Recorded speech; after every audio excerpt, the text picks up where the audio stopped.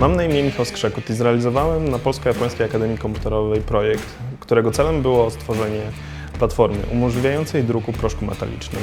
Projekt zaproponowany został przez pana doktora Tomaszewskiego ze względu na to, że posiadamy na uczelni drukarki typu Zimorf z głowicą laserową, ale umożliwiające jedynie nadruk na powierzchni dwuwymiarowej.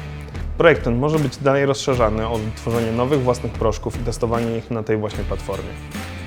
Jako że interesuję się drukiem już od bardzo dawna, natomiast w technologii druków plastiku, czyli FDM, nie miałem dotychczas styczności z drukiem w proszku metalicznym.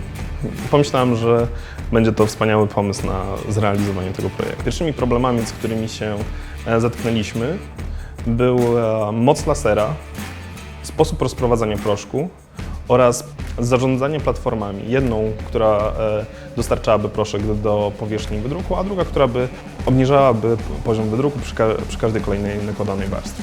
Ostatecznie zdecydowałem się na stworzenie własnego materiału do wydruku, stworzonego przez rozdrobnienie blenderem kuchennym spoiwa lutowniczego.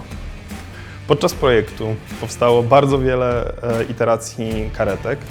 Wstępnie chciałem, żeby karetka również miała w sobie możliwość rozprowadzania tego proszku. Niestety na zbyt dużą wagę i zajmowało to zbyt dużo miejsca.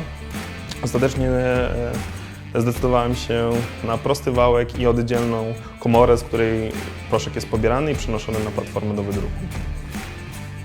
Projekt wymagał również stworzenia customowego G-code'u, który jest obsługiwany przez drukarki 3D. Modyfikacja stworzona przeze mnie oczywiście nie jest wspomagana natywnie przez firmę Zimorf, dlatego też musiałem stworzyć własny customowy G-code, dzięki któremu drukarka współpracuje z moją modyfikacją. Drukarki w technologii SLA są bardzo drogie. Moje rozwiązanie jest o wiele tańsze i pozwala szerokiemu gronu odbiorców na styczność z tą technologią, rozwijanie własnych materiałów, jak również może przyczynić się w przyszłości do obniżenia kosztów drukarek komercyjnych.